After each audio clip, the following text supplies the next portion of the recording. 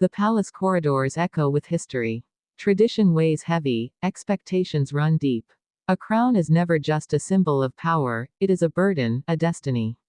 But wait. What happens when destiny collides with the heart? What if centuries of rivalry, politics, and secrecy give way to something unexpected, love? This is not just another royal headline. This is the story no one thought would unfold.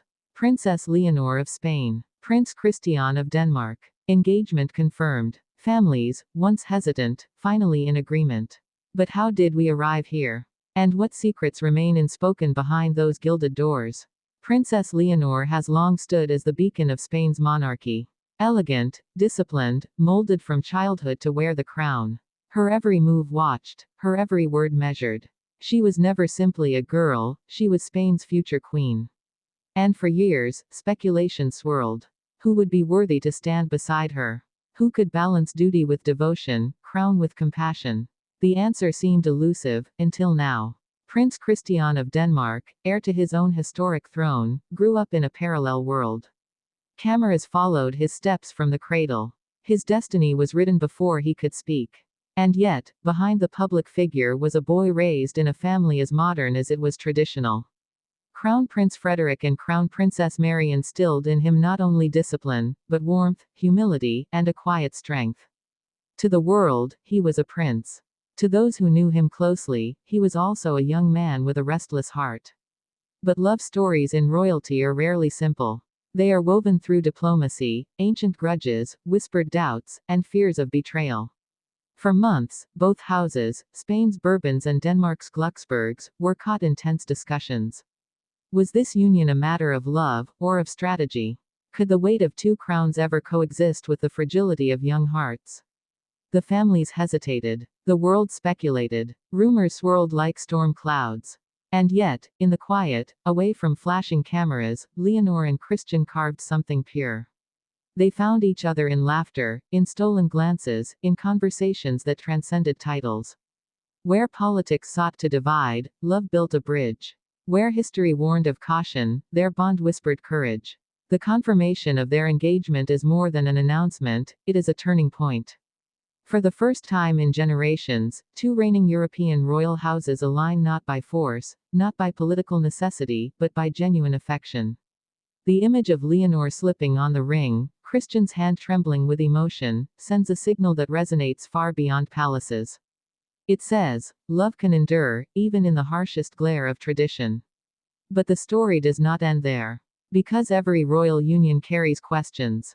What compromises will be made? How will Spain react to sharing their future queen with Denmark's royal heir? Will the blending of two dynasties bring harmony, or ignite rivalries quietly simmering beneath the surface? These questions are not easily answered. They demand time, reflection, and the courage to face what is yet to come. Consider Queen Letizia, Leonor's mother. A woman who herself entered royalty not by birth, but by love. She knows better than anyone the turbulence of walking into a family bound by centuries of tradition. Her voice in these negotiations was cautious, protective, but also deeply understanding. She wanted happiness for her daughter, but she also knew the storms that happiness would attract. Now think of Queen Margrethe's legacy in Denmark, the formidable monarch whose long reign defined the Danish throne. Her grandson, Christian, carries her strength in his blood. And yet, Margrethe too would have known the weight of this union. Would the public embrace it? Would it strengthen both houses, or sow new seeds of comparison between heirs? And what of the people, the citizens of Spain and Denmark? Some celebrate. They see romance, renewal, the fresh face of monarchy entering a new age. Others question. They see duty compromised, destiny tangled in personal desire. Is Leonor choosing as a woman, or as a queen?